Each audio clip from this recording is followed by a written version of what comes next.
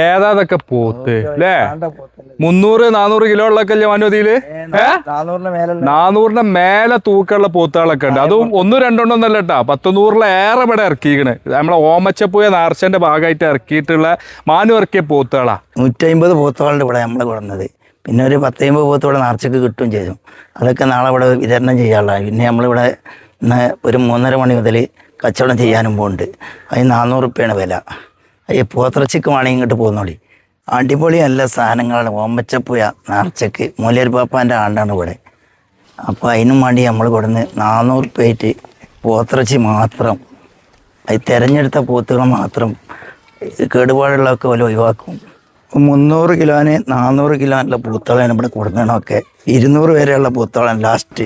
ഇന്നിപ്പോൾ ഈ പറമ്പ് മുഴുവൻ മാനുവിൻ്റെ പോത്തുകളാണ്. മാനു പറഞ്ഞ പോലെ തന്നെ നല്ല ഒറിജിനൽ പോത്തിറച്ചി മാത്രമായിട്ട് 1 കിലോന് 400 റുപ്യ വെച്ചിരുന്നാണ് കൊടുക്കൽ തുടങ്ങുകയാണ്. ഇന്നെന്ന് പറഞ്ഞാൽ 2026 ജൂൺ 21 ഞായറാഴ്ച 3:30 മണി മുതൽ കച്ചവടം തുടങ്ങുന്നുള്ളതാണ് മാനു പറഞ്ഞത്. അപ്പോൾ എന്തായാലും നല്ല ഫ്രഷ് പോത്തിറച്ചി കിട്ടാൻ ഇപ്പോൾ താല്പര്യമുള്ള ആളുകൾ എങ്ങോട്ട് വരിക? നമ്മളെ നേരെ ഓമച്ചപ്പുയ നേർച്ചയ്ക്ക് വന്നാൽ മതി. അവിടെ ഉണ്ട് മാനുവിൻ്റെ കൗണ്ടർ.